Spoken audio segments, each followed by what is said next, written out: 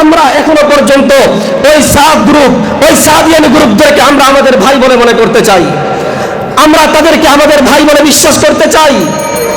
এজন্য আমরা একজন ভাই হিসেবে তাদেরকে পরামর্শ দিতে চাই যে দাদা ভাইরা, এখন যে সংকট চলছে এই সংকটের মধ্যে সাদ সাহেবকে বাংলাদেশে নিয়ে আসেন না, সাদ সাহেবকে বাংলাদেশে নিয়ে আসার মতো দুঃসাহস আপনারা করবেন না। সাদ সাহেব তওবা করেছে, তওবা করার নিয়ম হলো তিনটা, তওবা করার শর্ত তিনটা। এক নম্বর হলো যে যেই বিষয়ে তওবা করে সেই বিষয়ে পরবর্তীতে অটুট থাকতে হয়, অবিচল থাকতে হয়। আমরা দেখতে পাচ্ছি সাদ সাহেব আজকে দারুণ দেওবন্দে গিয়ে বলে যে আমি এই বিষয়ে রুজু করে নিয়েছি, আর করবো না কখনো। পরের দিন এসে তার মজমার মধ্যে নতুন করে সে আবার গুমরাহির মধ্যে পড়ে যায়। এই সমস্ত তওবা আল্লাহর কাছেও গ্রহণযোগ্য নয়, বাংলাদেশের মানুষের কাছেও গ্রহণযোগ্য নয়।